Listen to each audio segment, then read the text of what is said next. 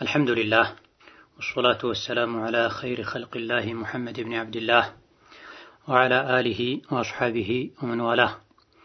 اللهم لا علم لنا إلا ما علمتنا إنك أنت العليم الحكيم. يا معلم آدم وإبراهيم علمنا ويا مفهم سليمان فهمنا وأعوذ بك اللهم أن أقول فيك ما ليس لي به علم. ثم أما بعد. ይህ ቁጥር 309 የዛዱል መዓድ ፈታዋን። ዛሬ ከምናያቸው ጥያቄዎች የመጀመሪያው መስጂድ አተንዒም የኢሕራም ቦታ ነው ወይ? ሙቂም ወይስ የውጭ ሰው ኢሕራም ማድረግ ይችላል የሚል ጥያቄ ነው። ተንዒም ራሱን የቻለ የኢሕራም ቦታ ሚቃት አይደለም። ነገር ግን ከሐረም ውጪ ለትራንስፖርት የሚመች ቅርብ የሚባለው ቦታ ያ ስለሆነ ባለንበት ጊዜ ብዙ ሰዎች ከተንዒም ወይም ከመስጂድ አይሻ ኢሕራም ያደርጋሉ። ነቢዩም ዓለይሂ ሰላቱ ወሰላም አይሻ ሌሎች ሰዎች ሐጅና ዑምራ አድርገው እየተመለሱ በሐይድ ምክንያት ዑምራ አላደረጉም ነበርና አይሻ እኔ ዑምራ ሳላደርግ ልመለስ ነው እንዴ ብለው ነቢዩን ዓለይሂ ሰላቱ ወሰላም ሲጠይቁ ኸይር ስራ ስላመለጣቸው ማዘናቸውን መቆጨታቸውን ሲገልጹ አይሻን ከወንድማቸው ከአብዱራህማን ጋር ተንዒም ወደሚባለው ቦታ ሄደው ኢሕራም አድርገው እንዲመለሱ አድርገዋል። ተንዒም ራሱን የቻለ የኢሕራም ቦታ ሆኖ ወይም ከዛ ኢሕራም ማድረግ ልዩ ትሩፋት ስላለው ሳይሆን ቀረብ ያለ ቦታ ነው። አሁን ላይ ለትራንስፖርት የሚመች ቦታ ስለሆነ ነው። ከዛ ኢሕራም የሚያደርገው ማን ነው? ቋሚ የሀገሩ ነዋሪም ቢሆን በኢቃማ ሚኖርም ሰው ቢሆን ለዚያራ ለሐጅ ለዑምራ የሄደም ሰው ቢሆን ከሀገሩ ወይም በሱ አቅጣጫ ካለው ሚቃት ዑምራ አድርጎ መጥቶ ድጋሚ ዑምራ ማድረግ ሲፈልግ አሊያ ደግሞ መጀመሪያ ዑምራ የማድረግ እቅድ የሌለው ሆኖ መካ ገብቶ እዛ ከቆየ በኋላ ኢሕራም ማድረግ ቢፈልግ ከተንዒም አሊያ ደግሞ ከየትኛውም ከሐረም ክልል ውጪ ካለ ስፍራ ሄዶ ኢሕራም አድርጎ መምጣት ይችላል። ለሐጅ ሲሆን የመካ ሰዎች ከቤታቸው ኢሕራም አድርገው መነሳት ይችላሉ። ዑምራ ሲሆን ግን የመካ ሰዎችም በቋሚነት የሀገሩ ዜጎችም ይሆኑ በኢቃማ በዚያራ እዛ የሚኖሩ ወደ ተንዒም ወይም ወደ ሌላ ከሐረም ክልል ውጪ ወደ ሆነ ስፍራ ወጣ ብለው ኢሕራም አድርገው ተመልሰው መግባት ይጠበቅባቸዋል። ሌላኛው ጥያቄ በሐረም ክልል ወንጀል ማሰብ ያስቀጣል? ሐረም ቦታ የተፈለገው መካ ብቻ ነው ወይስ መዲና እዛ ውስጥ ይካተታል የሚል ጥያቄ ነው። ጌታ አላህ ተባረከ ወተዓላ በተከበረው ቃሉ ስለ ካዕባ ግንባታ ሲናገር ወመን ዩሪድ ፊህ ቢኢልሓድን ቢዙልሚን ኑዚቅሁ ሚን ዐዛቢን አሊም ብሏል። ከካዕባ ዙሪያ በሐረም ክልል ውስጥ ወንጀል ለመስራት እንኳ ያሰበ አሳማሚ ቅጣትን እናቀምሰዋለን እንቀጣዋለን ብሏል። ሌላ ቦታ ላይ ከሐረም ክልል ውጪ ወንጀልን ማሰቡ ብቻ ላያስቀጣ ይችላል። ምናልባት ለማድረግ ወስኖ ሲነቃበት ሲደረስበት የተወ አሊያ ደግሞ ሳይችል ቀርቶ የተወ ሊቀጣ ይችላል። ነገር ግን አስቦ ሳይፈጽመው ተውበት አድርጎ የተወ ሰው የታቀበ ሰው አይጠየቅም። ነገር ግን ሐረም ክልል ውስጥ ከሆነ ማሰቡ ብቻ ያስቀጣል። ኢማም አሕመድ ረሒመሁላህ ተዓላ አንድ ሰው ወንጀል ለመስራት አስቦ ከዛም መልሶ ከተወ በማሰቡ ብቻ ይቀጣል እንዴ ተብለው ሲጠየቁ አይ በማሰቡ ብቻ አይቀጣም ወንጀሉን እስካልሰራው ድረስ ወንጀል ለመስራት ያሰበው መካ ሐረም ውስጥ እስካልሆነ ድረስ ብለዋል። መካ ሐረም ውስጥ ወንጀል ለመስራት ማሰቡ ብቻ ያስቀጣል ማለት ነው። ወከዛልክ አብዱላህ ብን መስዑድም እንደተነገረው አንድ ሰው የመን ሀገር ላይ ሆኖ መካ ሐረም ውስጥ ሄጄ አንድ ሰው ገድላለሁ ብሎ ቢያስብ በነፍስ ማጥፋት ወንጀል እንደሚጠየቅ ተናግሯል። አልገደለምም። ሊገድለው ያሰበው ሰው መካ ነው ያለው፣ እሱ የመን ነው ያለው። የመን ሀገር ላይ ሆኖ እንደ ምሳሌ ነው። ሌላም ሀገር ላይ ሆኖ መካ ሄጄ ሐረም ውስጥ እገሌ የሚባል ሰው የሆነን ሰው ገድላለሁ ብሎ ቢያስብ እንደገደለው ነው የሚቆጠረው፣ ይጠየቃል አላህ ዘንድ ተባረከ ወተዓላ። ስለዚህ ከመካ ሐረም መለያዎች ኸሷኢሶች አንዱ ብዙ መለያዎች አሉትና እዛ ውስጥ ወንጀል ማሰቡ ብቻ ያስቀጣል፣ ያስጠይቃል። ታዲያ ይህ ወንጀል በማሰብ ብቻ መቀጣቱ የመካ ሐረምን ብቻ ነው የሚመለከተው ወይስ የመዲና ሐረምንም ያካትታል የሚል ነው ጥያቄው። እጅግ በጣም ብዙሃኑ የእስላም ሊቃውንት ዘንድ ወንጀል ለመስራት ማሰቡ ብቻ የሚያስቀጣው መካ ሐረም ላይ ብቻ ነው እንጂ መዲና ሐረም ላይ ማሰቡ ብቻ አያስቀጣም። በእርግጥ የተወሰኑ ሊቃውንት መዲናም ልክ እንደ መካ ተመሳሳይ ክብር ነውና ያለው ያስቀጣል ያሉበት ሁኔታ አለ። ነገር ግን ማስረጃዎች የሚያመላክቱት ብዙሃኑ ሊቃውንትም የመረጡት ወንጀል ለመስራት ማሰቡ ብቻ የሚያስቀጣው መስጂደል ሐራም የሐረም ክልል ውስጥ ብቻ ነው። መዲናም ቢሆን በተመሳሳይ ሁኔታ ሐረሙ መከበር አለበት። እዛም ወንጀል መስራትም ማሰብም አይገባም። እንዳጠቃላይ ከመስጂደል ሐራም ከመካ ሐረም ቀጥሎ የተከበረ ስፍራ የመዲና ሐረም ነውና እንደ ሌላ ቦታ ነው ማሰቡ፣ ወንጀል ለመስራት ማሰቡ ምንም ችግር የለውም አይባልም።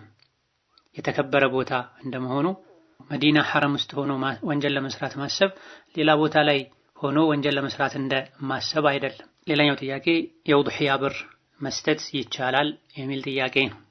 በላጩ በብሩ ውድሕያውን ገዝቶ አርዶ መብላትና ማብላቱ ነው። ለዚህ ነው የፊቅህ ሊቃውንት ውድሕያን ራሱን ማረድ አፍضሉ ሚነ ሰደቀቲ ቢተመኒሃ ይላል። የውድሕያን ገንዘብ እንደ ሰደቃ ከመስጠት ውድሕያን ራሱን ገዝቶ ማረዱና ማብላቱ የተሻለ ነው ብለዋል። ነገር ግን አንድ ሰው ማረድ ማይችል ከሆነ የውድሕያውን ገንዘብ ለአቅመ ደካማ ወይም ለጓደኛ ሰጥቶ ውድሕያ ገዝተህ እረድበት ብላ አብላ ቢል አጅር ያገኛል ኢንሻአላህ ተዓላ። ሌላኛው ጥያቄ ላጤ የሆነ ሰው ያለው ውድሕያ ባያርድ የሚያስወግዝ ነውን የሚል ጥያቄ ነው። ውድሕያ ላጤ ከመሆን ካለመሆን ጋር ያን ያክል ግንኙነት የለውም። ውድሕያ የሚታረደው ወደ አላህ ለመቃረብ ነው። ነቢዩ ዓለይሂ ሰላቱ ወሰላም የዒድ ቀን ላይ 10ኛው ቀን ላይ እንስሳትን እንደማረድ በእርድ ወደ አላህ እንደመቃረብ አላህ ዘንድ የተወደደ መልካም ሥራ የለም ብለዋል። የዒድ ቀን አንዱ ትልቅ ዒባዳ እርድ ነው። እንስሳትን አርዶ ቤተሰብን ማስደሰት፣ መብላት፣ ምስኪኖችን ማብላት፣ ጎረቤት ጓደኛን መጋበዝ የዕለቱ ትልቅ ዒባዳ ነው። ስለዚህ ያገባም ያላገባም ሰው ውድሕያን በማረድ ወደ አላህ መቃረብ ይጠበቅበታል። አቅም ላለው ሰው ውድሕያ ማረድ ዋጅብ ነው ግዴታ ነው የሚሉ በርካታ ሊቃውንት አሉ። ኢማም አቡ ሐኒፋን ጨምሮ ሌሎችም ከዛም በኋላ የነበሩ የእስላም ሊቃውንት ማረድ የሚችልበት አቅም ያለው ሰው ውድሕያ ማረድ ግዴታው ነው ብለዋል። ነገር ግን ኢማም ሻፊዒ፣ ኢማም አሕመድ እና ሌሎችም በርካታ የእስላም ሊቃውንት ውድሕያ ማረድ ሱና እንጂ ዋጅብ አይደለም፣ አንድ ሰው ላይ ውድሕያ ማረድ ግዴታ የሚሆንበት ስለት ከተሳለ ነው የሚል አቋም አላቸው። በላጩ ተመራጩ አቅም ያለው ሰው ውድሕያን አለመተው ነው ዋጅብ ነው የሚሉ ሊቃውንትም ስላሉ አንዳንድ ሐዲሶች ላይ ወይን ካነ ፊ ሰነዲሂ ከላም አቅም ያለው ማረድ የሚችለው ነገር ከማግኘቱ ጋር ውድሕያን ያላረደ ወደ መስገጃችን እንዳይመጣ፣ ውድሕያ ለማረድ ያልተዘጋጀ ወደ ዒድ መስገጃችን እንዳይመጣ የተባለበት ሁኔታም አለ። አብዱላህ ብን ዑመር የሚባሉት ታላቅ ሰሐቢ እንደተናገሩት ነቢዩ ዓለይሂ ሰላቱ ወሰላም 10 ዓመት በሙሉ ውድሕያን ትተው አያውቁም ብለዋል። በዚህ መልኩ 10 ዓመት ሙሉ ሲያርዱ የቆዩት ዋጅብ ቢሆን ነው እንደማለት ነው። የሆነ ሆኖ ኺላፍ ያለበት ጉዳይ ነው። ማረዱ ዋጅብ ነው ያሉ ሊቃውንት አሉ፣ አይ ሱና ነው ያሉ አሉ። ከኺላፍም ለመሸሽ ኸይር ስራም ስለሆነ ለራሱ እንኳ ሰርቶ መብላት ባይፈልግ ላጤ አርዶ ጎረቤት ቢያበላ፣ ዘመዶቹን ቢያበላ፣ በመስጂድ ዙሪያ ለሚገኙ አቅመ ደካሞች ቢሰጥ የተሻለ ነው። ዋጅብ ነው በሚሉ ሊቃውንት አስተያየት መሰረት ከተካሄደ ማረድ የቻለ ሰው አለማረዱ አዎ ያስወግዘዋል፣ ያስጠይቀዋል አላህ ዘንድ ተባረከ ወተዓላ። ማረድ እየቻለ ከዙሪያው ያሉ ሰዎችን መጋበዝ ማስደሰት የቻለ ራሱ ላጤ ስለሆነ ቤተሰብ ስለሌለው ብቻ ይህን ኸይር ስራ መተው የለበትም። የምናርደው ለራሳችን ለነፍሳችን ብቻ ተብሎ መሆን የለበትም። ነቢዩ አለይሂ ሰላቱ ወሰላም ኩሉ ወደኺሩ ወተሰደቁ ብለዋል። ስለ ውድሕያ ሲናገሩ ብሉ፣ ሰደቃም ስጡ፣ ለቤትም አስቀምጡ ብለዋል። ውድሕያ የሚታረደው ለራስ ለቤተሰብ ብቻ ሳይሆን በዙሪያችን ላሉትም ጭምር ነው። ሌላኛው ጥያቄ የውድሕያ እንስሳ ቀንዱ ቢሰበር ሌላ እንተካለን ወይስ ምንድነው ማድረግ ያለብን የሚል ጥያቄ ነው።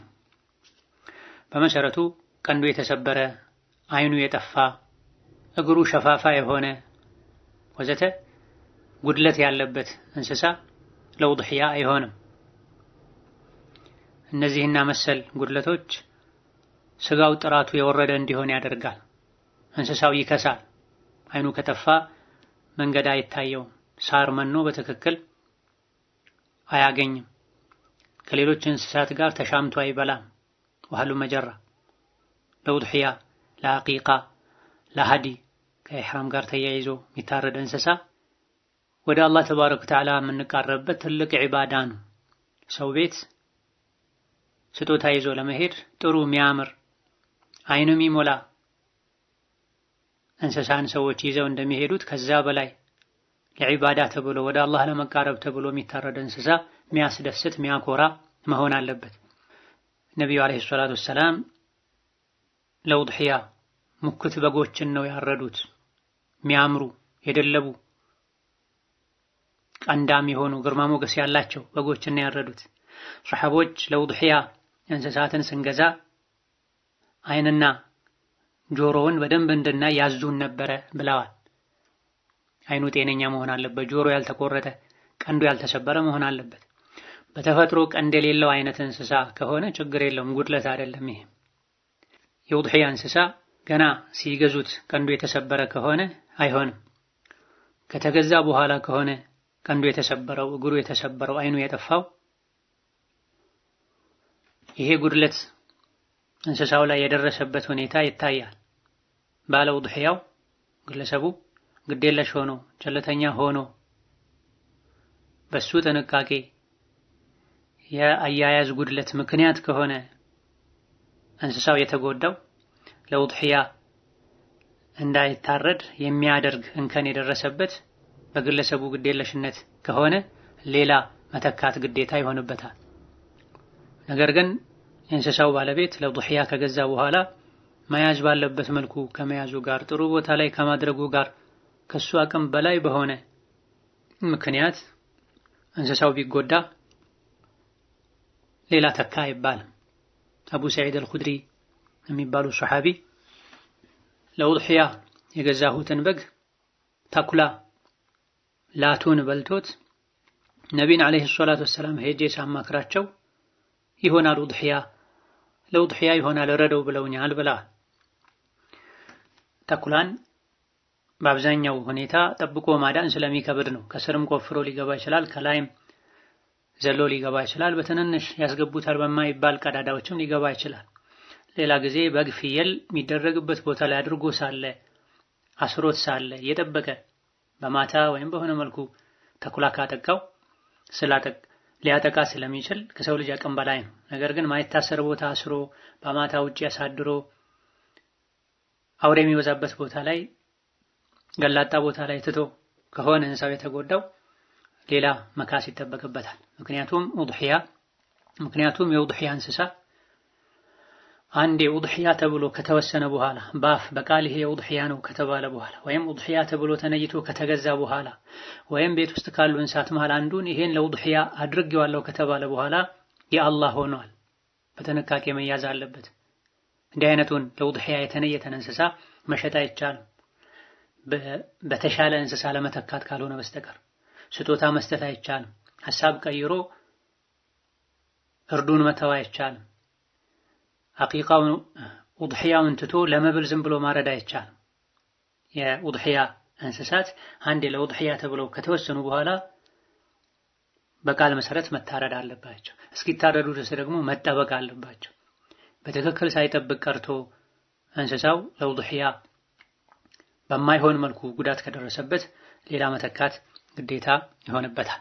ይህ በእንዲህ እንዳለ ቀንዱ የተሰበረ እንስሳ የተሰበረው ቀንድ ከግማሽ በታች ከሆነ ከግማሽ በላዩ ቀርቶ ከግማሽ ሚያንስ ቀንድ ከሆነ ተሰብሮ የተወገደው ለውድሕያ ይሆናል ባይሆን ይሻላል እንጂ የሚል አቋም አላቸው ኢማሙ ሻፊዒ። ኢማሙ ማሊክ ረሂመሁላህ ተዓላ አዲስ ከሆነ የተሰበረውና ደሙ የፈሰሰ ከሆነ በዛ ጊዜ ለውድሕያ አይሆንም።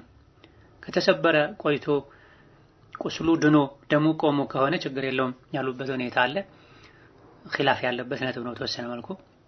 ነገር ግን ነብዩ አለይሂ ሰላቱ ወሰላም ቀንዱ የተሰበረ አይሆንም ብለዋልና ግማሽም ይሁን ከግማሽ በታች ከግማሽ በላይ እንከን ነውና ለውድሕያ አይሆንም፣ በግለሰቡ ጥንቃቄ ጉድለት ከሆነ ሌላ መተካት አለበት የሚለው የተሻለ ነው። አላሁ ተዓላ አለም።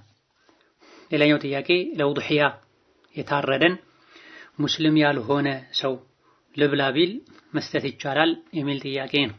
ቀደም ሲል እንደተጠቀሰው ነብዩ አለይሂ ሰላቱ ወሰላም ስለ ውድሕያ ስጋ ሲናገሩ ብሉ፣ ሶደቃም ስጡ፣ ለቤትም አስቀምጡ ብለዋል። ሶደቃም ስጡ ከሚለው ሙስሊም ላልሆነ ሰው ቢሰጥ ችግር የለም።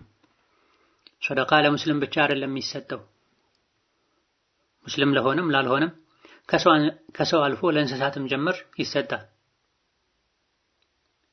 ጉበት አንጀት ያለው በሙሉ እሱን በመብላት በማጠጣት አጅር ይገኛል። ስለዚህ ሙስሊም ያልሆነው አካል ጎረቤት ከሆነ ጓደኛ ከሆነ ዘመድ ከሆነ ከሙስሊሞች ጋር ሰላማዊ መልካም ግንኙነት ካለው ከውድሕያ ስጋ ስጡኝ ካለ ቢሰጠው ችግር የለም። ስጡኝ እስኪልም መጠበቅም የለበትም። ከሙስሊሞች ጋር በሰላም የሚኗኗር መልካም ጓደኛ፣ ጎረቤት፣ የሥራ ባልደረባ ከሆነ የሙስሊም ስጋ እንደሚበላ ከታወቀ ለውድሕያ ከታረደው፣ ለዓቂቃ ከታረደው፣ ለቤት ውስጥ ለስጋ ለመብል ከታረደው በዙሪያችን ላሉ መልካም ሰዎች መስጠት መልካም ነገር ነው። አብዱላህ ኢብኑ ዐምር ሱሐቦች ለጎረቤቶቻቸው ይልኩ ነበር፣ ያውም አይሁዲ ለሆኑ ጎረቤቶቻቸው። ልብስ ለልጆቻቸው ሲገዙ አብረው የሚገዙ ነበር። ምግብ ሲሰሩ ለጎረቤቶቻቸው የሚልኩ ነበር። ለሙስሊም እንጂ አይሰጥም የሚባል አይነት ሶደቃ ሲሆን ዋጅብ ሶደቃ ለምሳሌ ዘካ ሲሆን ዘካተል ማል ዘካተል ፍጥር አይሰጥም። ከዛ ውጪ ያሉ በጎ ፈቃደኝነት የሚደረጉ ሶደቃዎችን ለካፍር ቢሰጥ ሙስሊም ላልሆነ ሰው ቢሰጥ ችግር የለውም። ከውድሕያ ካፍርን ማጋራት ከውድሕያ ስጋ የተወሰነ በሶደቃ መልኩ ለካፍር መስጠት እንደሚቻል አልኢማም ኢብኑ ቁዳማ ሌሎችም የእስላም ሊቃውንት ገልጸዋል። ሌላኛው ጥያቄ ክርስቲያን ቢስሚላህ ብሎ ያረደውን መብላት እንዴት ይታያል? ባረከላሁ ፊኩም የሚል ጥያቄ ነው። በመሰረቱ የአህለል ኪታብ የአይሁድና የነሷራን ስጋ መብላት እንደሚቻል በቁርአን ተነግሯል። ነገር ግን ከሌሎች ካፊሮች በአላህ ከካዱ በአላህ ከሚያጋሩ ሰዎች ተለይቶ የአይሁድና የነሷራ የክርስቲያንና የአይሁድን እርድ መብላት የተፈቀደው በመሰረቱ እነሱ ሲያርዱ ስለማያሻርኩ ነው ተብሏል። ኢብኑ ከሲር ሱረቱል ማኢዳ ተፍሲራቸው ላይ ሌሎችም እንደጠቀሱት አልየውመ ኡሒለ ለኩም ጣዓሙ ለዚነ ኡቱል ኪታበ ሚን ቀብሊኩም፣ ከእናንተ በፊት መጽሐፍትን የተሰጡ ምግብ እርድ ማለት ነው ስጋ ተፈቀደላችሁ ተብሏል። የሌሎች ሙሽሪኮችና ካፊሮች ተከልክሎ የአይሁድና የነሷራ ብቻ የተፈቀደው አይሁድና ነሷራ ሌሎች ነገሮች ላይ በአላህ ቢያጋሩም እርድ ላይ አያጋሩም። የአንድ ፈጣሪን ስም ብቻ ጠርተው ነው የሚያርዱት ነው። ይሄ ነው ሚስጥሩ። ስለዚህ በየትኛውም ዘመን በየትኛውም ሀገር ላይ አንድ ክርስቲያን ወይም የአይሁድ እምነት ተከታይ ቢስሚላህ ብቻ ብሎ ካረደ ይበላል። ክርስቲያን ነኝ ቢልም አይሁድ ነኝ ቢልም ሲያርድ ከአንድ ፈጣሪ ከአላህ በተጨማሪ ሌላ ስም ለምሳሌ ሀገራችን ላይ በብዛት እንደሚሉት በስመ አብ ወወልድ ወመንፈስ ቅዱስ ብሎ ቢያርድ አሻርኳል፣ አይበላም። ጌታ አላህ ተባረከ ወተዓላ በተከበረው ቃሉ በበርካታ አንቀጾች ላይ ሱረቱል በቀራ ላይ፣ ሱረቱል ማኢዳ ላይ፣ አልአንዓም ላይ፣ አልነህል ላይ አላህ ተባረከ ወተዓላ እናንተ ላይ ሐራም ያደረገው የሞተን እንስሳ ስጋ መብላት፣ የአሳማ ስጋ መብላት፣ ደም መጠጣት መብላትና ከአላህ ውጪ ያለ አካል ስም ተጠርቶበት ተወስቶበት የታረደን መብላት ነው አላህ ሐራም ያደረገባችሁ ይላል። ወማ ኡሂለ ሊገይሪላሂ ቢሂ ከአላህ ውጪ ያለ አካል ስም ተጠርቶ የታረደን አላህ ሐራም አድርጓል። ልክ የአሳማን ስጋ መብላትን ሐራም እንዳደረገው ሁሉ። ስለዚህ ሁለቱን መቀላቀል አይገባም። በመሰረቱ የአይሁድና የነሷራ የክርስቲያንና የአይሁድ እርድ ይበላል። ነገር ግን ሲያርዱ ከአላህ ውጪ ከአንድ ፈጣሪ ውጪ ስም ጠርተው ካላረዱ ነው። የሌላ አካል ስም ከጠሩ ካጋሩ አይበላም። ሌላኛው ጥያቄ ሴቶች እንስሳ ማረድ በኢስላም እንዴት ይታያል? ችለው ጨክነው ጀግነው ካረዱ ችግር የለውም። ሴት ልጅ አታርድም የሚል የለም። በሰሐቦች ዘመን ሴቶች ያርዱ ነበር። ሐላል የማድረግ እንስሳትን የማረድ መስፈርት ካሟሉ ሴቶች ማረድ ይችላሉ። እንስሳትን የማረድ ሐላል የማድረግ መስፈርት ውስጥ አንዱ ወንድ መሆን ነው የሚል የለም። ማንኛውም ሙስሊም የሆነ በአላህ በአኺራ የሚያምን ሶላት የሚሰግድ ቢስሚላህ አላሁ አክበር ብሎ በስለት ካረደ ከእንስሳት አንገት ውስጥ መቆረጥ ያለባቸው አካላትን በትክክል ቆርጦ የእንስሳው ደሙ ፈሶ ነፍሱ በአግባቡ ከወጣች ያረደው ወንድም ይሁን ሴት ይበላል። ሴቶች ዶሮ ማረድ ይችላሉ፣ ከዛ ውጭ ማረድ አይችሉም ብለው ለመከፋፈል የሚሞክሩ ሰዎች አሉ። ከአቅም አንጻር ከሆነ ሴቶች በሬ ጥለው ግመል ጥለው ማረድ ይከብዳቸዋል ከሆነ ይሄ ሐላል ሐራም ጉዳይ አይደለም፣ የአቅም ጉዳይ ነው። ሴቶች ሆነው ከወንድ የተሻለ አቅም፣ ጥንካሬ፣ ጀግንነት ያላቸው አሉ። ሲታረድ ልክ እንደ ሴት አይኑን ሸፍኖ አላይም ብሎ የሚሸሽ አለ። ዶሮ እንኳ ጎረቤት ወስዳችሁ አሳርዱ የሚል አለ ወንድም ሆኖ። በተቃራኒው ደግሞ ሴቶች ሆነው ትልልቅ እንስሳትን የሚያርዱም አሉ። ከቻሉ መሀል ላይ ተደናግጠው ፈርተው ራርተው ማረድ የጀመሩትን ነገር አጉል ማያደርጉት ከሆነ በሸሪዓ ሴት አትረድ የሚል የለም። በሰሐቦች ዘመን ሴቶች ያርዱ እንደነበረ በትክክለኛ ዘገባዎች ተነግሯል። ሴት ያረደችው በክት ነው ሐራም ነው ብሎ መናገር ስሜት ነው፣ ጅህልና ነው። ሐላል ነው ሐራም ነው ማለት የአላህ ስልጣን ነው፣ የመልእክተኛው ስልጣን ነው። ከዛ በኋላ የአላህና የመልእክተኛውን ብይን የሚያሳውቁት ዑለሞች ናቸው። ያለ እውቀት መናገር ከባድ ወንጀል ነው። ሌላኛው ጥያቄ ጫት ሽቶ ኡድሕያ ማረድ ይበቃልን የሚል ጥያቄ ነው።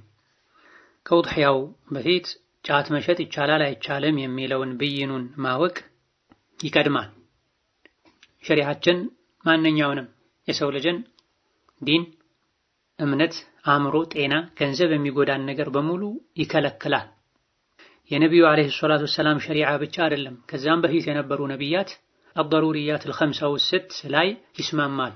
ማንኛውም የሰው ልጅን አእምሮ የሚጎዳ፣ ጤናን የሚጎዳ፣ ገንዘብን የሚጎዳ፣ የሰው ዘርን እንዳይቀጠል የሚያደርግ፣ ዲን የሚጎዳ፣ ገንዘብ የሚጎዳ ነገር በሙሉ ወዘተ ክልክል ነው። እነዚህን ለመጠበቅ ነው ሃይማኖት የመጣው። ለሰው ልጆች ሃይማኖት ያስፈለገው የሰው ልጅን ጤንነት፣ አእምሮ፣ ዘሩን ማስቀጠል፣ ገንዘቡን መጠበቅ፣ ክብሩን መጠበቅ ወዘተ ነው የዲን የሃይማኖት ዓላማው። ጫት መቃም ከነዚህ ከአብዛኞቹ ጋር ይጋጫል። ገንዘብን ያለ አግባብ ማባከን ነው ጎጂ ከመሆኑ ጋር። ጤና ይጎዳል፣ ብዙ የውስጥ የጤና ችግሮችን ያስከትላል። አእምሮንም ይብዛም ይነስ በተለይ የቃሙ ባለበት ሰዓት ከቃሙ በኋላ ሰዓት ነካ ያደርጋል። በምርቃና ሰዎች የሚናገሩትን የሚያደርጉትን አያውቁም። ሌላ ዓለም ይሄዳሉ፣ ሌላ ዓለም ላይ ይሆናሉ። ሶላተል ጀማዓ ይተዋሉ፣ ሶላት በአግባቡ አይሰግዱም።